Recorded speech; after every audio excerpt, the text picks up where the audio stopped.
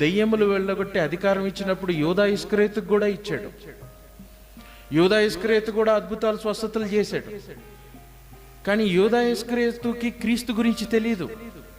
తాను పాపినని గుర్తించాడు, నేను నీతిమంతుడిని అప్పగించానని ఒప్పుకున్నాడు. కానీ క్రీస్తు దగ్గరికి రావటం తనకు తెలియదు.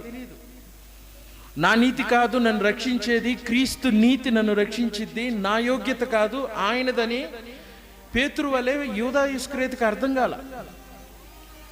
ఈవెన్ దో పేతురు చాలా యాక్టివ్గా ఉన్నప్పటికీ, చాలాసార్లు తిట్టులు తిన్నప్పటికి కూడా ఆయనకి క్రీస్తు దగ్గరికి పరిగెత్తడం అర్థమైంది.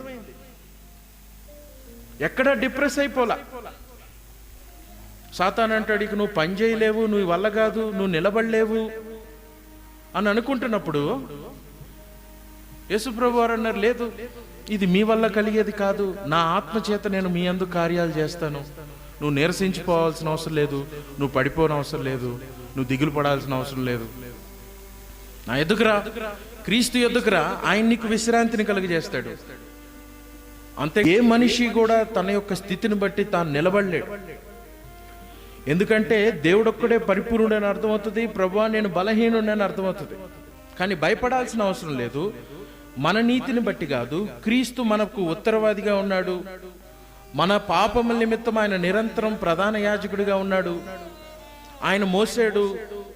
పరిపూర్ణత నాది కాదు, క్రీస్తుది అని పేతురు చూడగలిగాడు కాబట్టి ఆయన నిలబడగలిగాడు. లేకపోతే ఏ మనిషి కూడా నిలబడలేడు. యేసు ప్రభు వారిని నీవు క్రీస్తుని కుమారుడు అని చెప్పిన వ్యక్తి, ఈయనెవరో నాకు తెలియదు అని ఒట్టు పెట్టుకుంటున్నప్పుడు ఒక చిన్నపిల్లకు భయపడి యేసు ప్రభు ఎవరో నాకు తెలియదు అని 3 సార్లు ఒట్టు పెట్టుకున్నాడు. ఈ వ్యక్తి ఏ విధంగా మరలి దేవుడి దగ్గరికి వెళ్ళి ప్రభువా నేను నిన్ను ప్రేమిస్తున్నానని చెప్పగలడు?